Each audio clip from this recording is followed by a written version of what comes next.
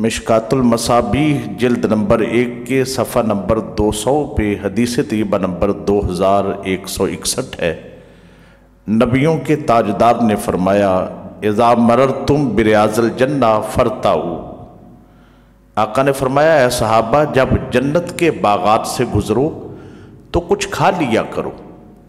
कालू वमा रियाज़ुल जन्ना या रसूल अल्लाह। अर्ज़ की, या रसूल अल्लाह, जन्नत के बागात क्या हैं? काला हल्क़ु ज़िक्र। फरमाया, ज़िक्र के जो हल्के हैं, ज़िक्र की महफ़िल हैं, ज़िक्र खुदा की मजालिस हैं, वो जन्नत के बागात हैं। जब उनसे गुजरो तो खा लेने का क्या मतलब कि वहाँ बैठ जाया करो, खुदा के ज़िक्र में शामिल हो जाया करो। तो आका करीम की इस हदीस तय्यबा से ये पता चला कि जहाँ अल्लाह का ज़िक्र हो वो जगह जन्नत का बाग होती है।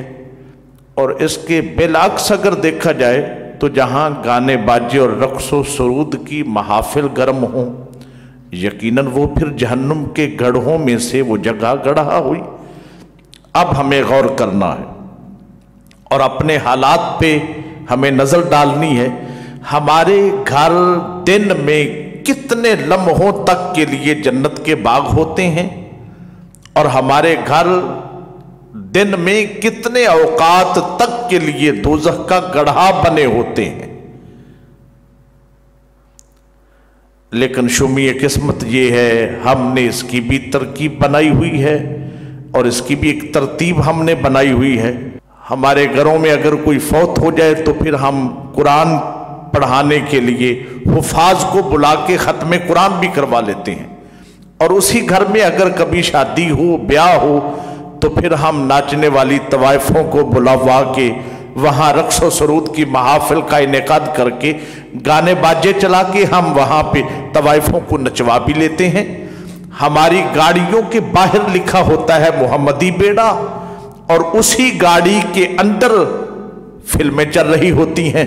हमारी दुकानों के बाहर लिखा होता है वल्लाहु खैरुर राज़िकीन और उसी दुकान के अंदर नाप तोल में हम डंडी भी मार रहे होते हैं।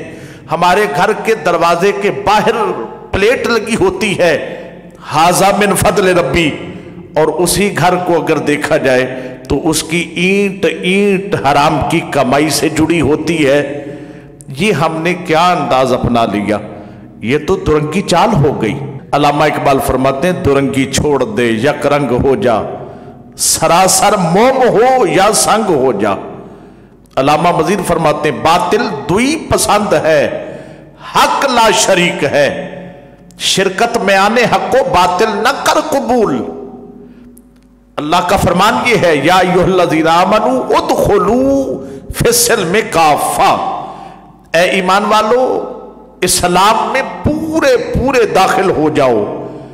हम आधे तीतर बन जाते हैं, आधे बटेर बन जाते हैं और हमारा मामला ये है कि ब्याह शादी हो तो गाने बाजे चला लिए और फौतगी हो तो अल्लाह के कुरान की तिलावत करवा ली। नबी करीम सल्लल्लाहु अलैहि वसल्लम का फरमान है, सौताने मलऊनाने फिद दुनिया वल आखिरा रन्नतुन इंदा मुसीबतिन व मिज़मारुन इंदा नग़मतिन।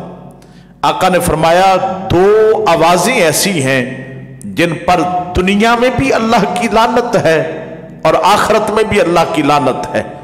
कौन सी दो आवाजें?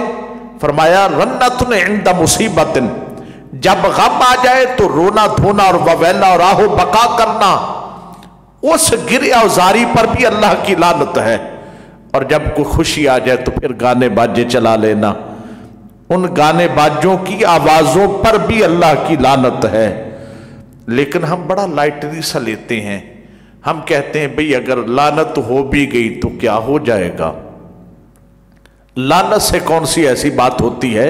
हदीस कुदसी है, आका करीम ने फरमाया, अल्लाह रब्बुल इज़्ज़त फरमाता है, इज़ा ग़दिबतु लअनतु, जब मैं किसी से नाराज होता हूं तो मैं उस पर लानत करता हूं। इन्ना लानत मिन्नी तबलुगु साबिआ मिनल वल्द। और कोई ये ना समझे कि जिस पर लानत की उसी तक महदूद और मौकूफ होकर रह जाती है। अल्लाह ने फरमाया, मेरी की हुई लानत उस बंदे तक रुकी नहीं रहती, اس کی 7 پشتوں تک چلی جاتی ہے۔ اور اس کے بالعکس اللہ رب العزت کے محبوب نے فرمایا کہ رب فرماتا ہے اذا ردیت بارکت، جب میں کسی سے راضی ہوتا ہوں اپنی برکات کی بارش کا نزول فرما دیتا ہوں۔ پوچھا گیا یا رسول اللہ جیسے لعنت اللہ کی 7 پشتوں تک جاتی ہے، جس پر ہو جائے اس کی 7 پشتیں اس کی زد میں آتی ہیں، تو کیا جس پر برکت ہو جائے اللہ کی طرف سے ہونے والی برکت بھی 7 پشتوں تک جاتی ہے؟ آقا نے فرمایا، رب کائنات فرماتا ہے لیسا لبرکتی نہایا، میری لعنت کی تو حد ہے مگر میری برکت کی کوئی حد نہیں ہے۔